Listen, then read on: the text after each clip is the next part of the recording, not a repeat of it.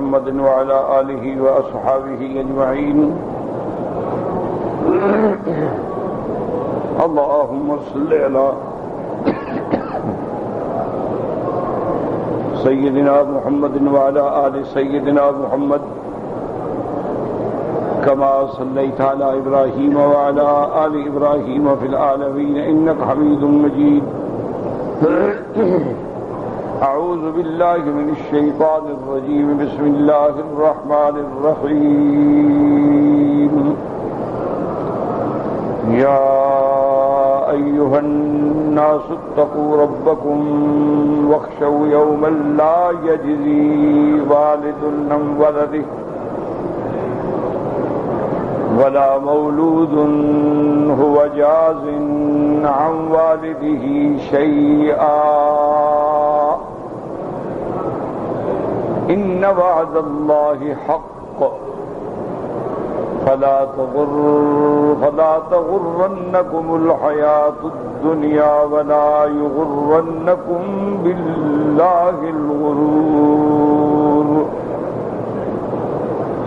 إن الله عنده علم الساعة وينزل الغيث ويعلم ما في الأرحام وما تدري نفس ماذا تكسب غدا وما تدري نفس بأي أرض تموت إن الله عليم خبير.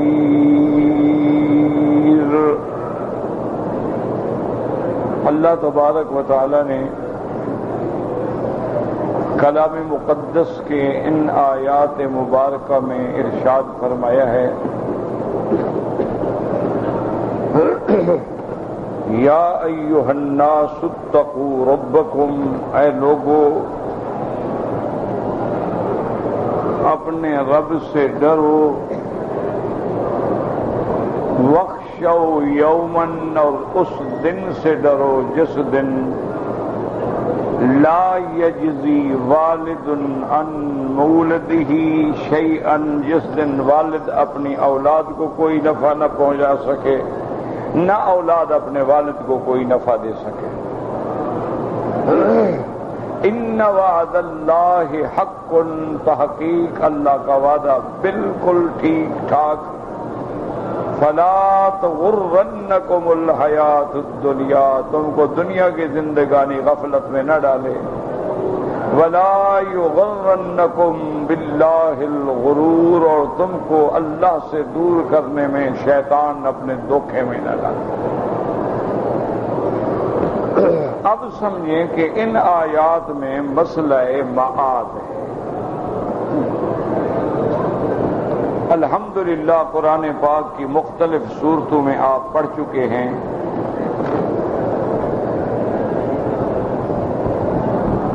کہ بنیادی مسائل جو ہیں جن کو اصول کہا جاتا ہے وہ تین ہیں.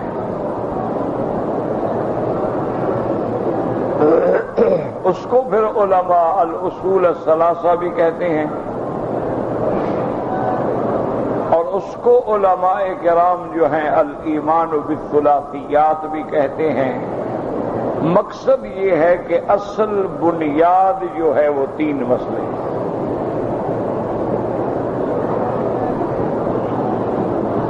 جو دین کا، ایمان کا، عقیدے کا بنیاد ہیں، ستون ہیں، عمود ہیں، اصول ہیں. اور سیدنا آدم علیہ السلام سے لے کر سیدنا محمد مصطفیٰ خاتم الانبیاء علیہ السلام تک تمام انبیاء نے ان تین مسائل کو بیان کیا، اس میں کوئی اختلاف نہیں. سب سے پہلا مسئلہ اللہ کی توحید ہے، اس میں کوئی اختلاف نہیں. جو دعوت نوح علیہ السلام نے دی وہی دعوت میرے آقا نے. تو سب سے پہلا بنیادی مسئلہ جو ہے وہ ہے مسئلہ توحید. پھر توحید کی علماء نے سمجھانے کے لیے تقسیم کی کہ توحید الوہیت ہے، توحید ربوبیت ہے، توحید فی الاسماء والصفات ہے. یہ سارے یعنی اقسام ہیں، اصل معنی توحید.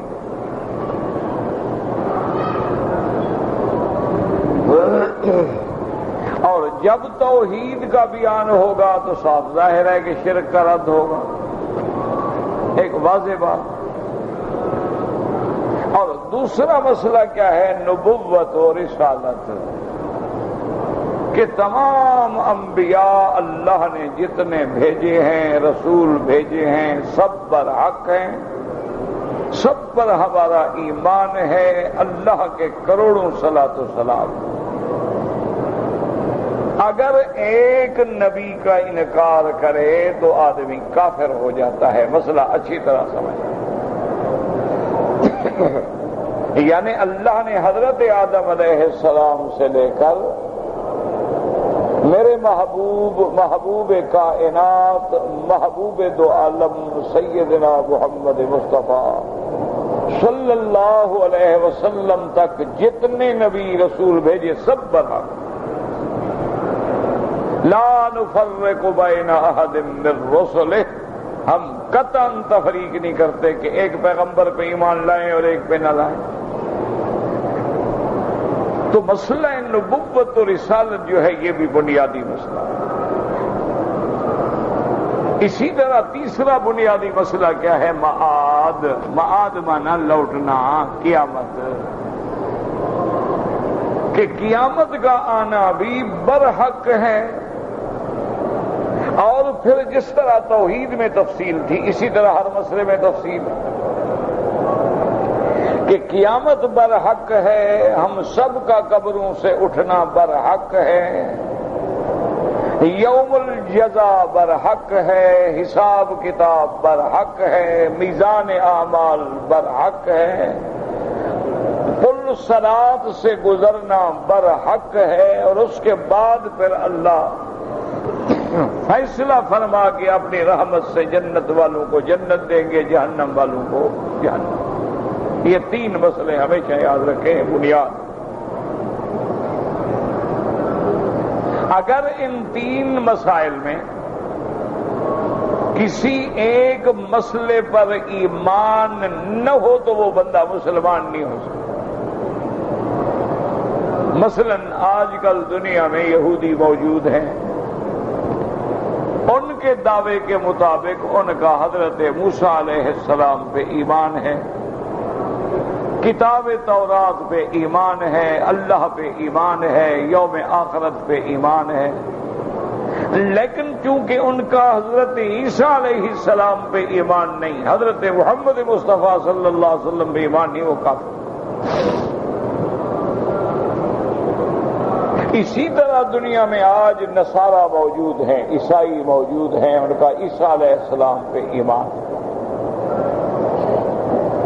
آگے ان کی قسمیں ہیں، اختلاف ہیں، لیکن مجموعی طور پہ عیسیٰ علیہ السلام پر ایمان. لیکن موسیٰ علیہ السلام پہ ایمان نہیں.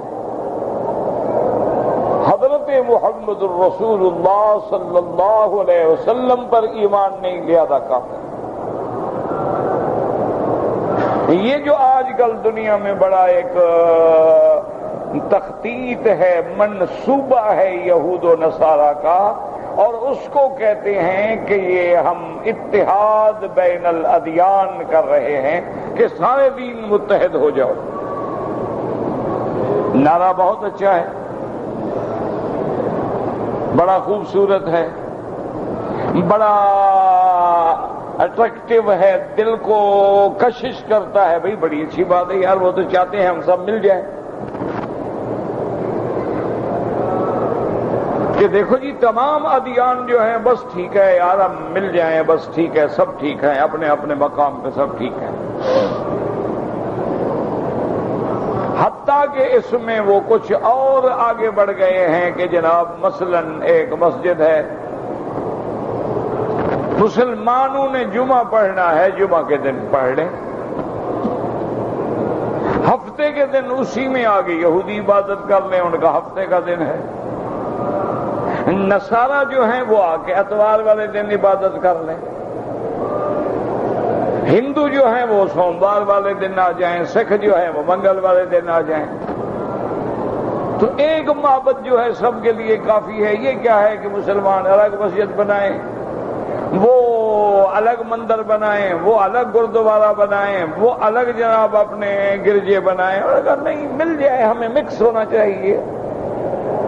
یہ گلوبل ولیج کا زمانہ ہے، ہمیں اتفاق اتحاد پر زور دینا چاہیے۔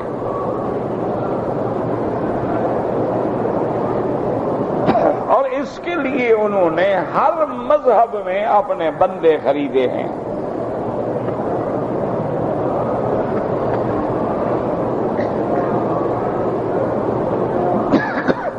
لیکن یاد رکھو یہ ایک عالمی سازش ہے۔ اگر وہ اس دعوے میں یعنی سچے ہیں کہ بھئی جھگڑا ختم ہو، تمام ادیان متفق ہو جائیں، وہ مخلص ہیں، تو ہمارا تو موسیٰ علیہ السلام پر ایمان ہے۔ ہم تو موسیٰ علیہ السلام کے منکر کو کافر کہتے ہیں، ہم سیدنا عیسیٰ علیہ السلام کے منکر کو کافر کہتے ہیں۔ وہ حضرت محمد مصطفیٰ پہ ایمان لے آئے، اتحاد ہو گیا، کوئی جھگڑا نہیں، ہم تو مانتے ہیں۔ ہم تو موسیٰ علیہ السلام کو اللہ کا رسول، اللہ کا نبی، کلیم اللہ مانتے ہیں، بلکہ ہماری تو نمازیں جو ہیں اس میں حضرت موسیٰ علیہ السلام کا تعلق ہے کہ اللہ نے 50 نمازیں فرض فرمائیں۔ موسیٰ علیہ السلام ہی نے تو کہا کہ حضور اللہ سے معافی مانگیں، رعایت مانگیں، آپ کی امت 50 نمازیں نہیں پڑھ سکتی۔ تو موسیٰ علیہ السلام نے تو حضور کی امت پہ احسان کیا، اور اللہ تبارک و تعالیٰ کے پیغمبر کے بار بار عرض کرنے سے 50 کے بجائے 5 ہو گئیں۔ ہم تو عیسیٰ علیہ السلام کے بھی ممنون ہیں کہ وہ زندہ آسمانوں میں بیٹھے ہیں، اتر کے ہمارے مدنی محمد مصطفیٰ کی تصدیق کریں گے کہ عیسیٰ علیہ السلام زندہ ہیں، موجود ہیں، بے روح ہی و جسد ہی آسمانوں میں موجود ہیں، اور اتریں گے، زمین پہ آئیں گے اور تابع ہوں گے شریعت محمد مصطفیٰ صلی اللہ علیہ وسلم کے۔ ہم مسلمانوں نے تو ان کے لیے جو سب سے افضل مقام ہے روضہ حبیب محمد مصطفیٰ، اس میں قبر کی جگہ رکھی ہوئی ہے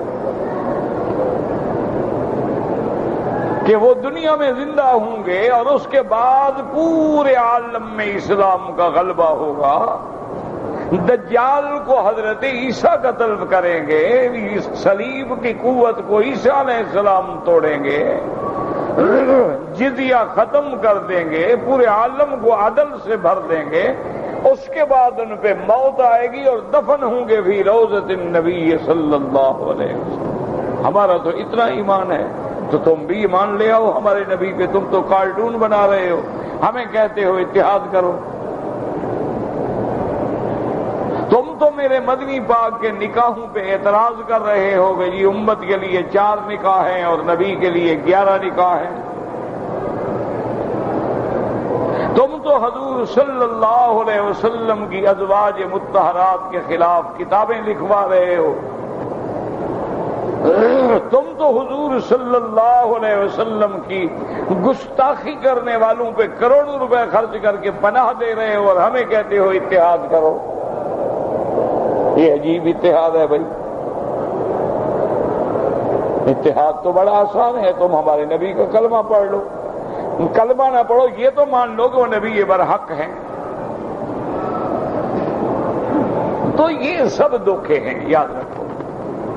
یہ ایک جال ہوتے ہیں شکار کرنے کے، کبھی کسی انداز میں، کبھی کسی انداز میں، کبھی کوئی لارنس آف عربیہ بن کے آ جاتا ہے، کبھی کوئی کلائیوں کی شکل میں آ جاتا ہے، اور ان کو بدقسمتی سے میر جعفر جیسے جو ہیں وہ غدار مل جاتے ہیں ہر دور میں، جو دین اسلام سے کھیلتے ہیں اور اسلام کو نقصان پہنچاتے ہیں۔ ورنہ یہ بات نہیں ہے، کبھی ناممکن بات ہے کہ کوئی ہندو مسلمان سے مخلص ہو جائے۔ دیکھ نہیں لیا ابھی حالات، پڑھ نہیں رہے ہو کیسے کیسے فسادات ہوتے ہیں۔ ناممکن بات ہے کہ کوئی یہودی دل سے مسلمانوں کا ہمدرد بن جائے، ناممکن بات ہے کہ کوئی نصرانی اللہ کے نبی کے ماننے والوں کا مخلص بن جائے، ناممکن بات ہے کہ کوئی باطل جو ہے وہ حق کو مان لے، یہ تو مسئلہ ہی نہیں ہے۔ ایک ہے امن و امان، اس کا تو سب سے بڑا داعی اسلام ہے۔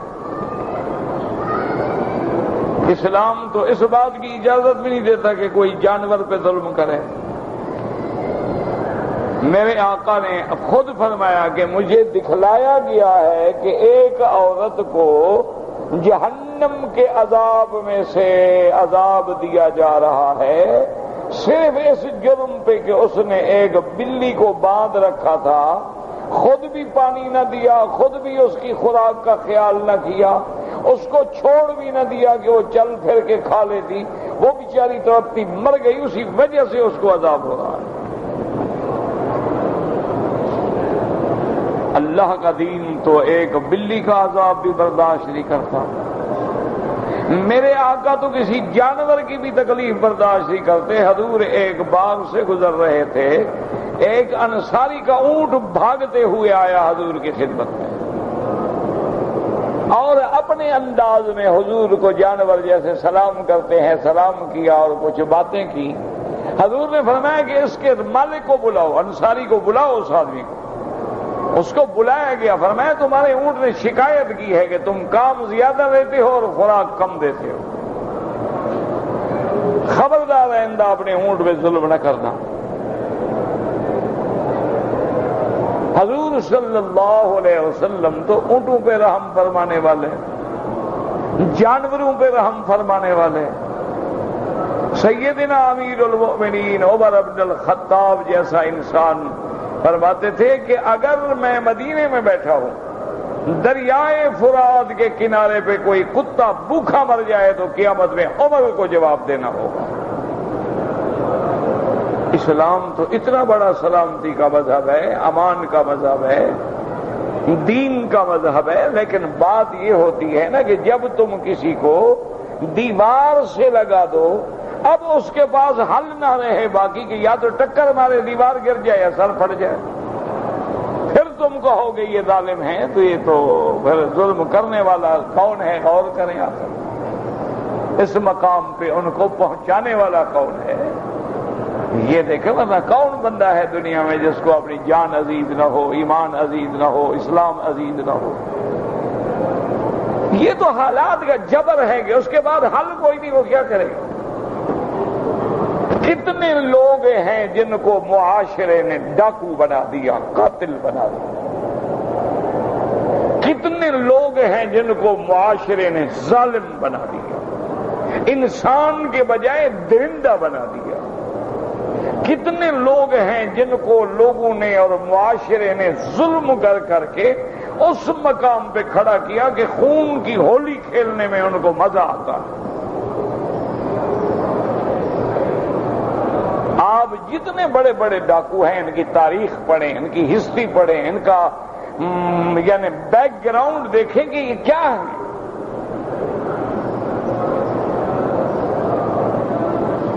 وہ بھی انسان ہیں، ان کی بھی ماں باپ ہے، لیکن جب ان پر ظلم و تشدد اور وہ بھی ناجائز طور پہ کیا گیا، جب وہ بے گناہ ہونے کے باوجود مصیبتوں میں ڈالے گئے، قید خانوں میں ڈالے گئے، الٹے لٹکائے گئے، بجلی کے کرنٹ دیے گئے، تو اب جب نکلے تو پھر انہوں نے کہا کہ ٹھیک ہے، اس معاشرے کا علاج یہ ہے کہ تم بھی درندے بن جاؤ، ورنہ یہ انسان بن کے نہیں جینے دیتے۔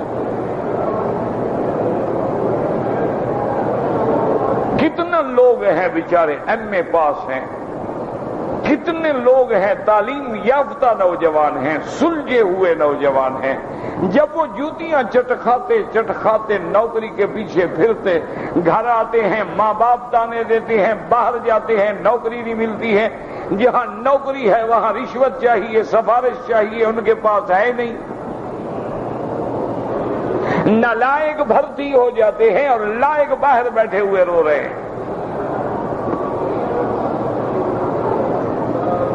نوکریوں کا جب اعلان ہوتا ہے پہلے آدمی معین ہو جاتے ہیں، یہ صرف دکھانے کے لیے ہوتا ہے کہ فائل کا پیٹ بھر لیں کہ دیکھو جی ہم نے اخبار میں اعلان کیا، انٹرویو کیا، 500 بندے کو بلا کے ہم نے ان کو سلیکٹ کیا، وہ تو پہلے سلیکٹ کر کے جیب میں رکھے ہوتے ہیں۔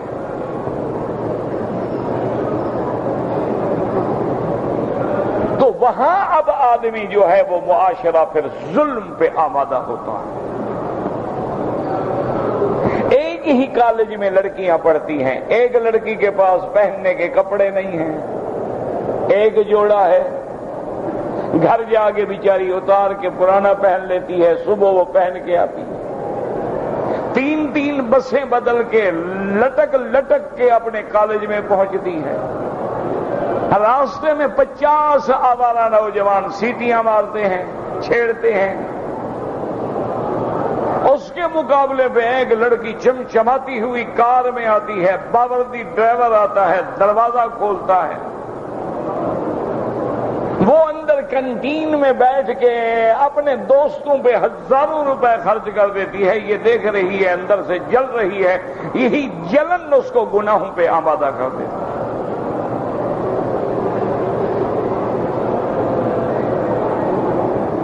یہ جرائم دیکھو کون دنیا میں پاگل ہو گیا ہے، کوئی کس آدمی کو ایمان سے کہیں یہ قبول ہے کہ وہ پکڑا جائے، تھانے میں جا کے جوتے کھائے، ذلیل ہو، اس کی بیٹی پکڑی جائے، بہن پکڑی جائے، ماں پکڑی جائے، کون چاہتا ہے؟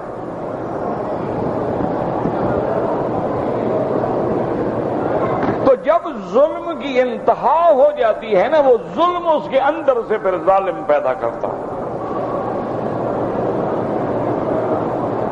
اب دیکھیں کہ ایک بہت بڑا سردار تھا،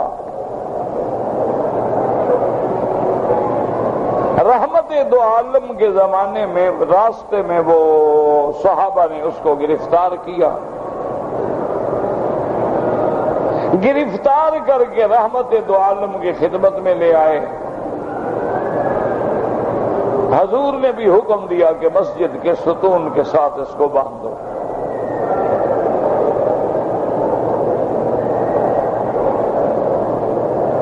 حضور صلی اللہ علیہ وسلم گزرے، آپ نے پوچھا ہاں بھائی کیا حال ہے، کیا خیال ہے تمہارا؟ اس نے کہا یا رسول اللہ میرا کیا خیال ہے،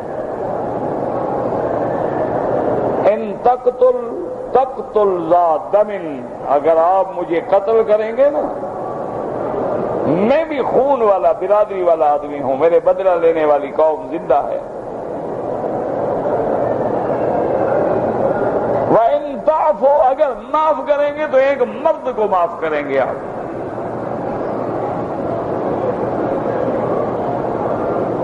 میں احسان سمجھتا ہوں، اچھا رہے، میرے نبی پاک کا اپنا منشا تھا، اس کا اپنا خیال تھا۔ رحمت دو عالم یہ چاہتے تھے کہ مسجد میں بندہ ہوا ہے، نمازیں دیکھ رہا ہے، قرآن سن رہا ہے، آخر قرآن اثر تو کرے گا۔ دوسرے دن حضور نے پوچھا، اس نے کہا جی بالکل ہے، مجھے انہوں نے پکڑ لیا آپ کے صحابہ نے، بلا وجہ میں نے کیا کیا ہے، میں نہیں معافی شافی مانگتا، آپ قتل کریں کر دیں مجھے، چھوڑ دیں تو ٹھیک ہے، میں بھی مرد ہوں، بدلہ دوں گا۔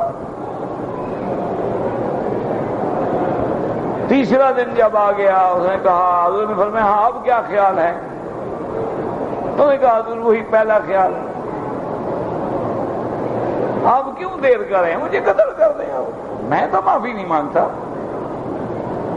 میں جھکنا جانتا ہی نہیں، میں ٹوٹ سکتا ہوں، جھک نہیں سکتا۔ حضور نے فرمایا چھوڑ دو.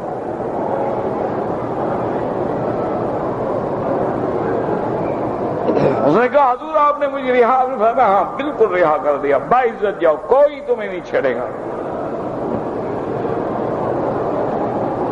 چلا گیا.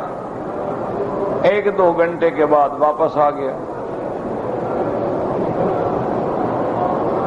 حضور نے فرمایا ہاں بھائی کیوں آ گیا؟ کہنے لگا حضور اب ہاتھ بڑھا کے مسلمان بنا لو، اب میں نہیں جانا چاہتا. بھائی ہم نے تو تمہیں چھوڑ دیا. انہوں نے کہا ٹھیک ہے آپ نے چھوڑ دیا، لیکن مجھے بھی تو دین سمجھ آ گیا ہے نا کہ حق کیا ہے.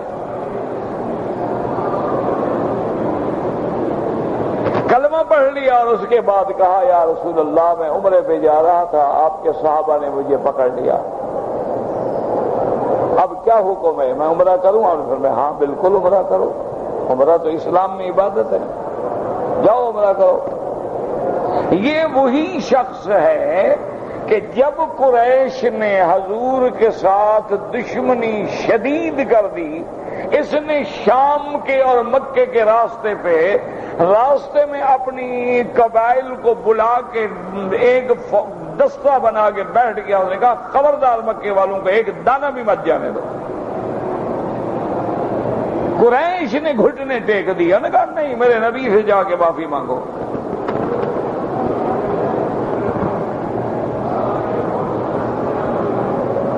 میرے کہنے کا مقصد یہ ہے کہ اسلام تو معاف کرنے والا مذہب ہے. نہ آپ ایمان سے کہیں اگر حضور چاہتے تو فتح مکہ کے بعد قریش کا کوئی ایک بچہ بھی زندہ رہ جاتا ہے.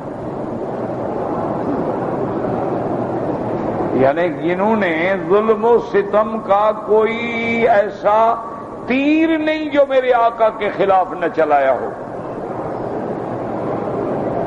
لیکن جب سارے قیدی بن کے سامنے آ گئے، حضور نے فرمایا قریشیو بتاؤ کیا فیصلہ کروں؟ انہوں نے کہا یا رسول اللہ بس اللہ نے آپ کو عزت دی ہے، ہم بس آپ جو بھی کریں گے، لیکن آپ ہمارے رشتہ دار تو ہیں نا، بھائی تو ہیں. آپ نے فرمایا جاؤ آج میں بھی وہی فیصلہ کرتا ہوں جو میرے بھائی یوسف نے کیا تھا، لا تثریب علیکم الیوم، جاؤ چلے جاؤ، تمہیں تانا بھی نہیں دوں گا کہ تم نے کیا کیا. کوئی جبر نہیں کیا کہ کلمہ پڑھو، کوئی جبر نہیں کیا اسلام لے آؤ گا، نہیں انتم الطلقاء، جاؤ تمہاری مرضی، اسلام لاؤ مرضی نہ لاؤ مرضی. اگر اسلام نے زبردستی کرنی ہوتی تو کیا خیال ہے آپ کا، ہند میں کوئی ایک ہندو بھی رہتا؟ 800 سال مسلمان نے حکومت کی ہے، ایک ہندو بھی بچ جاتا. بلکہ مسلمانوں نے تو نعوذ باللہ دین اسلام چھوڑ دیا، ہندوؤں سے رشتے کر لیے،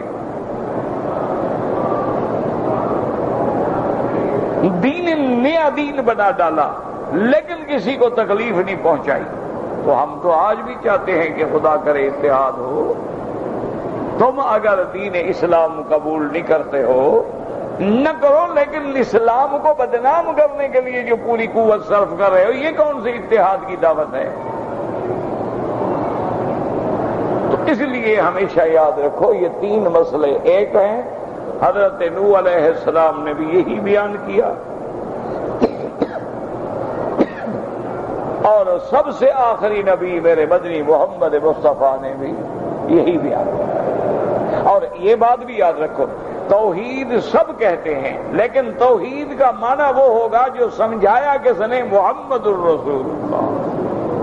ورنہ ہندو بھی کہتے ہیں ہم موحد ہیں. ہندو سے پوچھو نا، وہ بھی کہتے ہیں ہم تو سب سے بڑی توحید کے قائل ہیں، بھگوان تو ایک ہیں. کہتے ہیں ہم تو بالکل موحد ہیں، یہ تو دیوی دیوتا جو ہیں یہ تو بھگوان کو راضی کرنے کے لیے راستے میں ہمارے واسطے وسیلے ہیں، ورنہ اصل تو وہی ہے.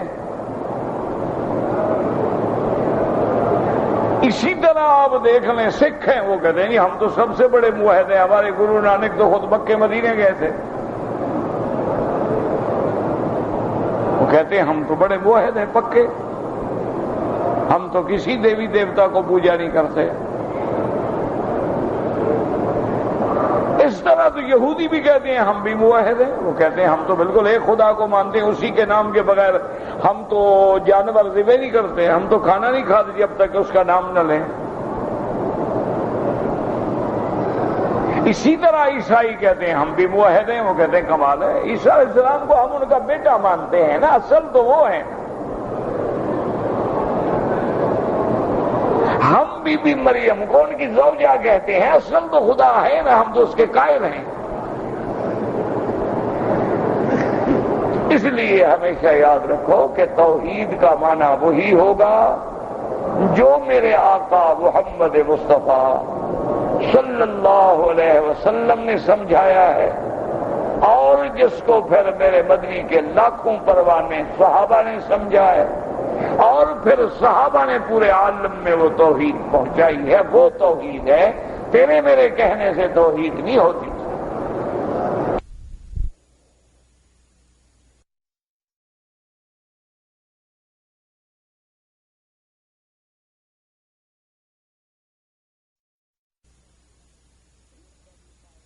توحید کا بھی قائل ہوں۔ ایک آدمی غیر اللہ کی نظر نیاز بھی دیتا رہے اور کہے میں اللہ کی توحید کا قائل ہوں، نمازیں بھی پڑھتا رہے ایاک نعبد و ایاک نستعین، اور غیروں کے سجدے بھی کرتا رہے، منت منوتیاں بھی دیتا رہے اور ایاک نستعین کے نعرے بھی مارتا رہے، تو یہ تو پھر منافقت ہے، توحید تو نہیں ہے۔ تو سب سے پہلا مسئلہ توحید، دوسرا مسئلہ نبوت و رسالت، اور تیسرا مسئلہ کیا ہے؟ قیامت، کہ قیامت برحق ہے، قیامت آئے گی، اور قیامت کا آنا روز بروز قریب ہو رہا ہے، اور قیامت کی جتنی نشانیاں ہیں تقریباً سب گزر گئی ہیں، باقی صرف بڑی بڑی نشانیاں رہ گئی۔ ان بڑی نشانیوں میں ایک نشانی یہ ہے کہ صفا کے پہاڑ سے ایک جانور نکلے گا، خروج الدابۃ من جبل الصفا، اور وہ جانور بات ایسے کرے گا جیسے انسان بولتے ہیں۔ اسی طرح قیامت کی نشانیوں میں ہے خروج یاجوج و ماجوج، جن کو حضرت ذوالقرنین نے بند کیا تھا وہ نکلیں گے، اور اسی طرح ہے ظہور الدجال، وہ دجال اعور جو ہے وہ ظاہر ہوگا، پوری دنیا میں اپنا فتنہ پھیلائے گا۔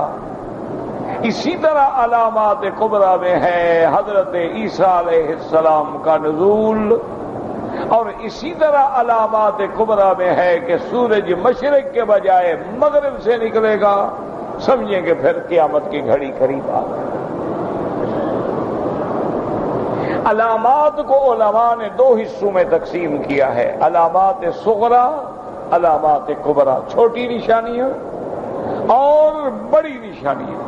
چھوٹی نشانیاں تقریباً تمام کی تمام پوری ہو گئیں، گزر گئیں۔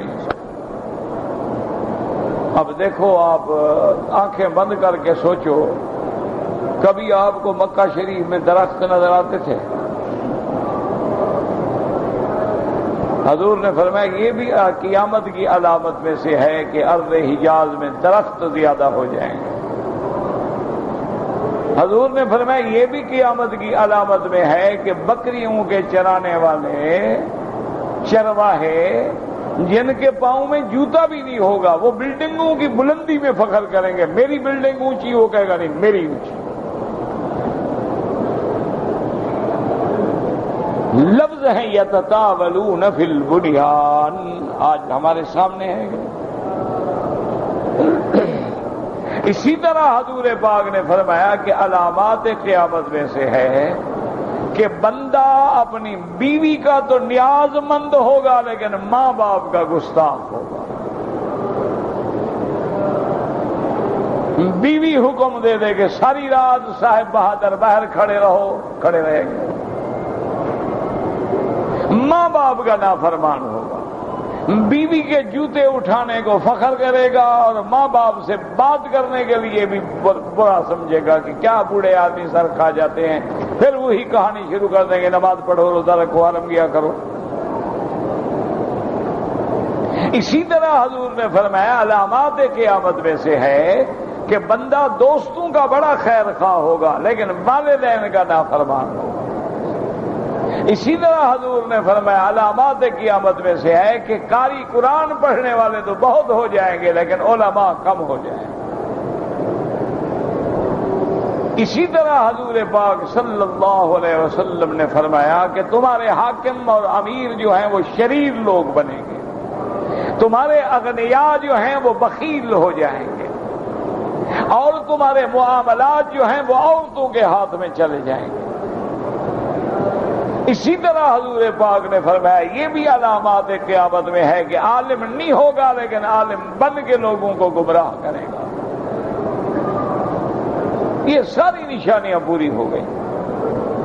اسی طرح خروج النار من عدن، خروج الدابۃ من جبل الصفا، خروج الدجال، خروج یاجوج و ماجوج، اور خروج امام المہدی علیہ السلام، اور اس کے بعد نزول عیسیٰ ابن مریم علیہ السلام، اور اس کے بعد جو ہے پھر قیامت سے یہ سمجھو کہ گویا اس کی گھڑی سر پہ آ گئی۔ تو قیامت برحق، قبروں کے بعد مرنے کے بعد اٹھنا برحق، میدان محشر میں جمع ہونا برحق، وہاں ہمیں ہمارے نامہ اعمال کا ملنا برحق، ایمان والوں کو داہنے ہاتھ میں ملے گا اور کافروں کو بائیں ہاتھ میں ملے گا، اور اس کے بعد میزان عمل ہوگا والوزن یومئذ الحق۔ پھر جن کی تولیں بھاری ہو جائیں گی وہ جنت میں جائیں گے، جن کی تولیں ہلکی ہو جائیں گی وہ جہنم میں جائیں گے۔ اس کے بعد اللہ تبارک و تعالیٰ کے فیصلے ہوں گے، شفاعت محمد مصطفیٰ برحق۔ میرے آقا یاد رکھو آپ کی شفاعت تین قسم کی شفاعت ہوگی۔ ایک شفاعت کبریٰ ہوگی جو ساری مخلوق کے لیے ہوگی کہ یا اللہ بس آپ فیصلہ شروع فرمائیں، یعنی مقدمے کی سماعت شروع ہو جائے، وہ تو سارے عالم کے لیے ہوگی، مسلمان، مومن، کافر، یہودی، نصرانی سب اس سے فائدہ اٹھائیں گے۔ اور اس کے بعد ایک شفاعت ہوگی حضور صلی اللہ علیہ وسلم کی لأہل الکبائر من امتہ، کہ جو آپ کی امت کے بڑے بڑے گناہوں میں مبتلا ہو کے جہنم میں جائیں گے ان کو حضور چھڑائیں گے۔ اور اسی طرح پھر ایک شفاعت حضور کی ہوگی، ان کے درجات کو بلند کر دیا جائے گا۔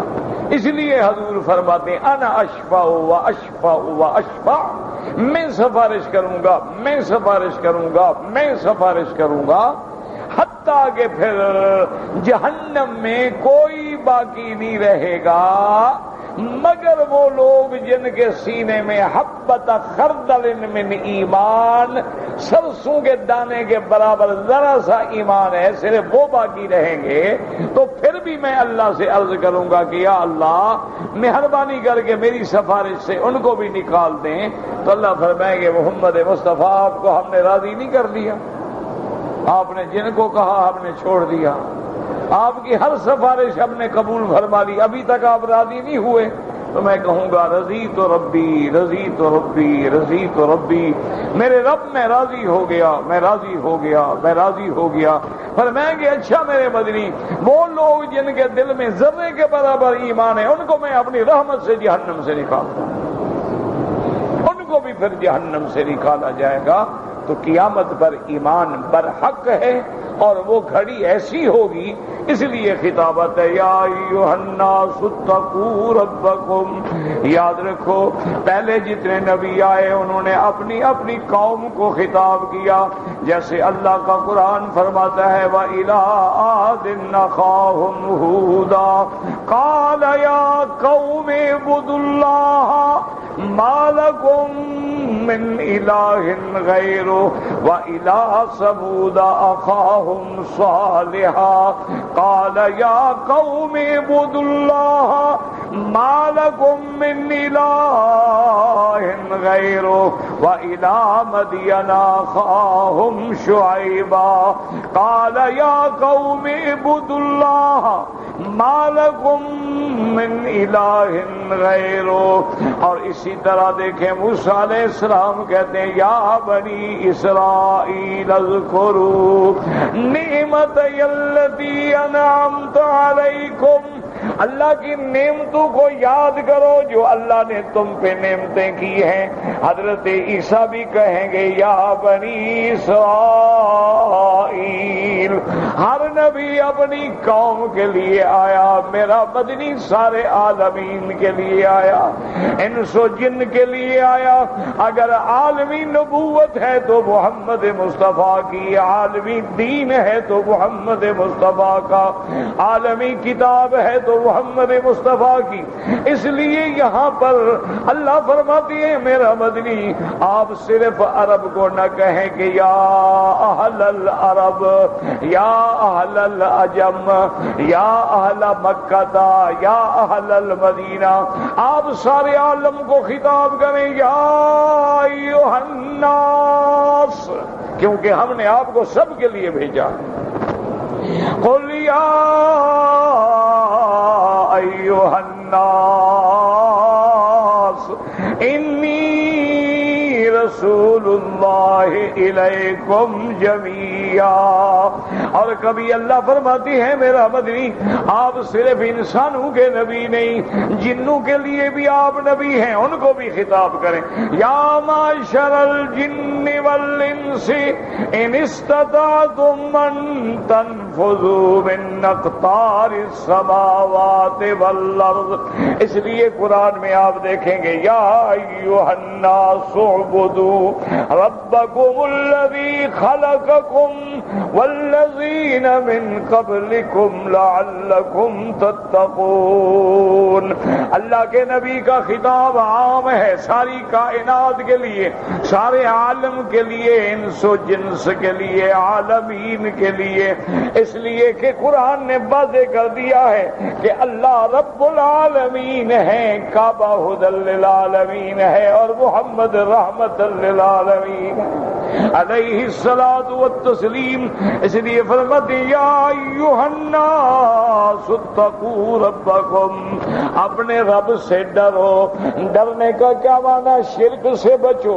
ڈرنے کا کیا معنی؟ اللہ کی نافرمانی سے بچو، کیونکہ پہلا تقوی کا درجہ کیا ہے؟ الاتقاء عن الشرک، شرک سے بچنا، اور دوسرا مرتبہ کیا ہے؟ گناہوں سے بچنا، کبائر سے بچنا، اور تیسرا درجہ کیا ہے کہ گناہوں سے بھی، صغائر سے بھی، کبائر سے بھی، اللہ کی ہر چھوٹی بڑی نافرمانی سے بچنا، یہ صفت ہے متقین کی۔ اس لیے فرماتے اتقوا یا ایھا الناس اتقوا ربکم، اور رب کی صفت لائی گئی کہ وہ رب جس نے تمہیں پالا ہے، جس نے تمہیں پیدا کیا ہے، جس نے تیری پرورش کی، تیری تربیت کی، تجھے ماں کے پیٹ میں غذائیں دی، تمہیں پیدائش کے بعد غذائیں دی، تمہیں جوانی میں غذائیں دی ہیں۔ اپنے اس رب کی رحمتوں کو سامنے رکھو اور اپنے رب کی نافرمانیوں سے بچو۔ کیوں؟ آگے ایک دن آ رہا ہے، وَاخْشَوْا يَوْمًا لَا يَجْزِي، اس دن سے ڈرو۔ وہ کیسا دن ہوگا؟ جیسے اللہ فرماتے ہیں ان یوما عند ربک کألف سنۃ مما تعدون، وہ 1000 سال کے برابر دن ہوگا۔ اسی دن کے بارے میں اللہ فرماتے ہیں فَالْيَوْمَ تُجْزَىٰ كُلُّ نَفْسٍ بِمَا كَسَبَتْ، اس دن ہر نفس کو اس کے عمل کا بدلہ دیا جائے گا۔ اور فرماتے یوم نصیر علی الکافرین غیر یسیر، وہ دن جو ہے بڑا سخت ہوگا، وہ دن جو ہے بڑا شدید ہوگا، وہ ایسا دن ہوگا جب پیغمبر بھی کانپ رہے ہوں گے، وہ ایسا دن ہوگا جب اللہ کے نبی بھی کانپ رہے ہوں گے، اور سب اپنے اپنے فکر میں ہوں گے، نفسی نفسی نفسی۔ اور ایسا دن ہوگا یوم یقوم الناس، اس لیے فرماتے ہیں وہ دن ایسا ہوگا، یہ خیال نہ کرنا کہ میرا والد ایمان والا ہے، اگر تم کافر ہو تو تیرے والد کا ایمان تیرے کام نہیں آئے گا۔ یوم لا یجزی والد عن ولدہ، حضرت نوح نبی ہے، باپ ہے بیٹا کافر ہے، اس کافر بیٹے کو حضرت نوح کوئی فائدہ نہیں پہنچائیں گے. ولا مولود هو جاز عن والده شیئا، اور نہ بیٹا اپنے والد کو. حضرت ابراہیم نبی ہے، خلیل ہے، اللہ کے دوست ہیں، ابو الانبیاء والمرسلین ہیں، بانی کعبہ ہے، معمار کعبہ ہے، اور جس کے خاندان کو اللہ نے نبوت کے لیے چن لیا ہے. لیکن باپ کافر ہے، آزر کفر پہ مر گیا ہے. وہ آزر کو قیامت والے دن کوئی فائدہ پہنچا سکیں؟ کوئی فائدہ نہیں پہنچائیں گے. ولا مولود هو جاز عن والده شیئا ان وعد اللہ حق. اللہ کا جو وعدہ ہے قیامت کا، اس لیے میرے محبوب دو عالم، رحمت دو عالم، جب رات کو اٹھتے آسمان پہ نظر پڑتی تو فرماتی اللہم انت الحق ووعدک الحق ولقاؤک حق والجنت حق والنار حق والساعۃ حق والنبیون حق ومحمد صلی اللہ علیہ وسلم حق.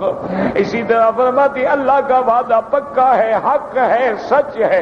ان الساعۃ آتیۃ لا ریب فیہا، قیامت آئے گی جس میں کوئی شک نہیں، بلکہ دنیا جا رہی ہے اور قیامت آ رہی ہے. ہر جانے والی چیز دور ہوتی ہے، آنے والی قریب ہوتی ہے. اس لیے قرآن کہتا ہے انہم یرونہ بعیدا ونراہ قریبا. اس لیے قرآن کہتا ہے ان وعد اللہ حق فلا تغرنکم الحیات الدنیا. تمہیں دنیا کے نشہ، دنیا کی لذت، دنیا کے اندر جینا، رونق، میلہ دھوکے میں نہ ڈال دیں کہ دنیا میں کھو کے رہ جاؤ اور آخرت کو بھول بیٹھو. ولا یغرنکم باللہ الغرور. اور اللہ کے لقاء سے روکنے کے لیے شیطان کے دھوکے میں نہ پڑ جاؤ، کیونکہ شیطان وعدے کرتا ہے، شیطان امیدیں دلاتا ہے. جیسے اللہ نے قرآن میں فرمایا یعدہم ویمنیہم وما یعدہم الشیطان الا غرورا. شیطان تم سے وعدے دکھلاتا ہے، امیدیں دکھلاتا ہے، لیکن شیطان کے وعدے بھی دھوکا، شیطان کی امیدیں بھی دھوکا ہے. تم ہر وقت اپنے اللہ سے ڈرو اور اپنی آخرت کے لیے تیاری کرو.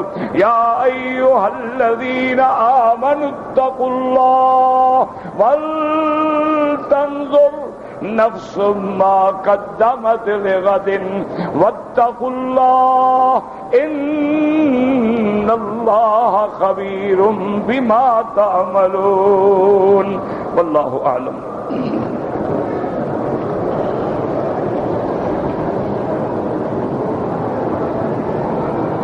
زمزم کا پانی کیوں کھڑے پیتا ہے؟ خدا کے بندے ہزار دفعہ مسئلہ سمجھایا ہے. زمزم کا پانی ہو یا کوئی پانی، سنت ہے بیٹھ کے پیو. یہ لوگوں نے مسئلہ گھڑ رکھا ہے جاہلوں نے کہ زمزم ہو تو کھڑے ہو جاؤ. یہ کوئی شریعت کا مسئلہ نہیں ہے. وہ تو مسئلہ صرف اتنا ہے کہ چونکہ رحمت دو عالم نے کنویں پہ کھڑے ہو کے ڈول سے ہاتھ سے پانی پیا، تو اگر کوئی زمزم کا پانی کھڑے ہو کے پیے تو گناہ نہیں ہوگا، جائز ہے. یہ نہیں کہ کھڑے ہو جاؤ زمزم کے لیے.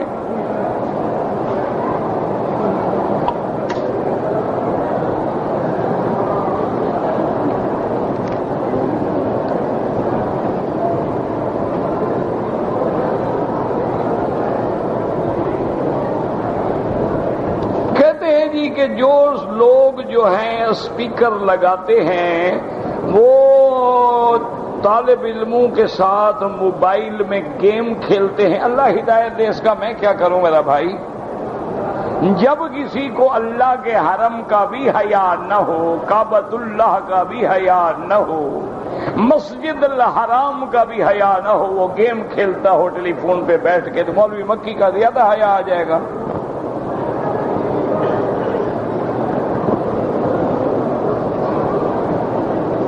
ٹیلی ویژن دیکھنے سے وضو ٹوٹ جاتا ہے، پھر تو کسی کا وضو نہ رہے۔ وضو تو نہیں ٹوٹتا، البتہ تیرا وضو کمزور ہو گئی اور شرط دیکھو ٹوٹ گیا تو الگ بات ہے۔ بہرحال دیکھا نہ کرو، لیکن وضو نہیں ٹوٹتا۔ جو لوگ عمرے پہ آ کے چھپ جاتے ہیں وہ غلط کرتے ہیں، اپنے ملک کو بدنام کرنے کا ذریعہ بنتے ہیں، اسلامی حکومت کے قانون کو توڑنے کا ذریعہ بنتے ہیں، اور یہی لوگ ہیں جو ایام حج میں حادثوں کا سبب بنتے ہیں۔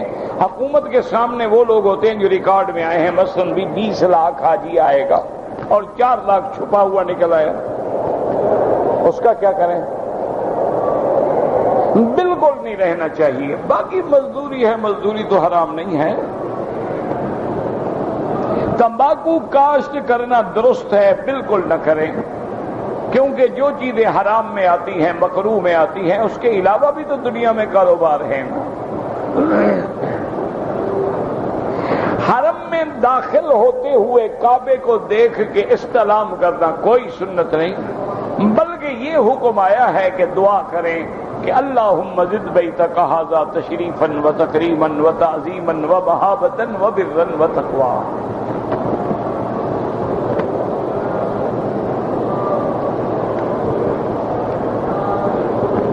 اگر کسی آدمی نے طواف کیا ہے اور سورج عین سر پہ کھڑا ہے تو حنفی مسلک میں یہ ہے کہ وہ 2 رکعت طواف کی نہ پڑھے، جب زوال ہو جائے، ظہر کی اذان ہو جائے، بعد میں 2 رکعت پڑھے، پھر سنتیں پڑھ۔ بعض ائمہ کے نزدیک ہر وقت جائز ہے۔ کہتے ہیں جی کہ بہت ساری بہنیں بیٹیاں ایسی ہیں جن کے رشتے میں بڑی پریشانیاں ہیں۔ میرا بھائی اصل بات یہ ہے، اس میں کچھ تو ہماری بھی غلطیاں ہیں۔ اس کی وجہ یہ ہوتی ہے کہ ہم لوگ رہتے ہیں آئیڈیل کی تلاش میں کہ میری لڑکی کے لیے ایسا رشتہ، ایسا رشتہ، ایسا رشتہ۔ عمر زیادہ ہو جاتی ہے، پھر مصیبتوں میں آ جاتی ہے۔ بہر صورت اللہ پاک سب بچیوں کے رشتے آسان کرے۔ اللہ کا نام ہے یا جامع یا لطیف یا فتاح، یا جامع یا لطیف یا فتاح۔ ماں بھی پڑھے، باپ بھی پڑھے، وہ لڑکی خود بھی پڑھے، دعا مانگے، اللہ رشتے جلدی آسان کر دیں گے۔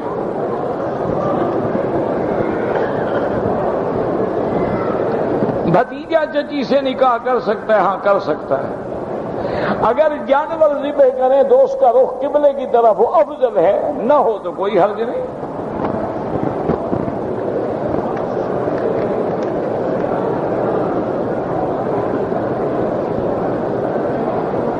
اگر طواف کرتے ہوئے وضو ٹوٹ گیا، چھوڑ دے۔ اگر 3 چکر سے زیادہ کر چکا ہے، 4 چکر کر چکا ہے، وضو کر کے آئے، جہاں چھوڑا وہیں سے شروع کرے۔ اور اگر 1 آدھا چکر کیا تھا تو ابتدا سے شروع کرے۔ عورت نماز میں عورتوں کی امام بن سکتی ہے۔ آج کل تو فکر کرو، تمہاری امام بننے کے لیے وہ تیار کھڑی ہے، تم عورتوں کے مسئلے پوچھ رہے ہو۔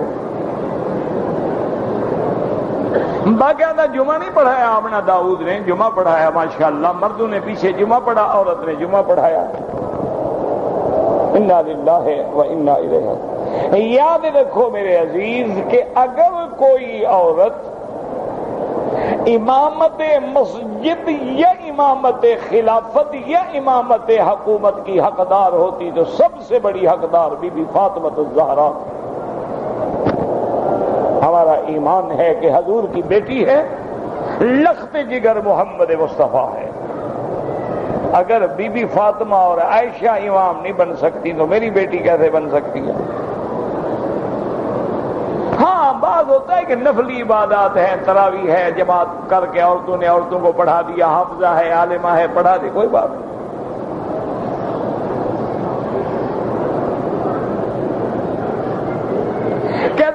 جب صفیں دیہات میں جنازے کی بناتے ہیں تو کہتے ہیں 3 ہوں یا 5. اچھی بات ہے کہ ان اللہ وتر یحب الوتر، اللہ کو یہ عدد پسند ہے. اب یہ نہیں ہے کہ آدمی کو 3 ہوں تو 3 صفیں بناؤ، ایک آگے ایک پیچھے ایک اس کے پیچھے. اگر آدمی بہت زیادہ ہے موقع ہے، ورنہ پہلی صف بڑی بنائے. اللہ کا رسول صاحب شریعت ہوتا ہے، نبی جو ہے ضروری نہیں کہ وہ صاحب شریعت ہو. اور ہر رسول نبی ہوتا ہے، ہر نبی رسول نہیں ہوتا. حضرت موسیٰ علیہ السلام رسول بھی ہیں، نبی بھی ہیں، صاحب تورات بھی ہیں. ہارون علیہ السلام نبی ہیں لیکن تورات کے تابع ہیں.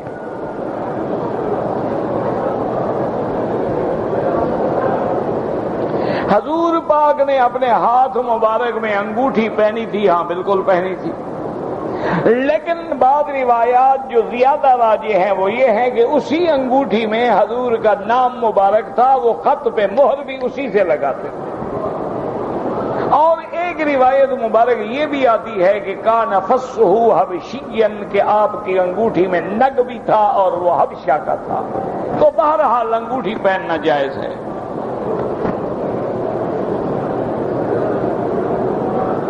طواف کرتے ہوئے جب ہم حجر اسود کی طرف اشارہ کریں، اگر ہاتھ لگ جائے تو چومنا ضروری ہے، نہ لگے تو کوئی ضروری نہیں. کچھ لوگ بار بار مسجد عائشہ سے عمرہ کرتے ہیں، یہ نفلی عبادت ہے، جتنا کریں کریں، نہ کریں نہ کریں.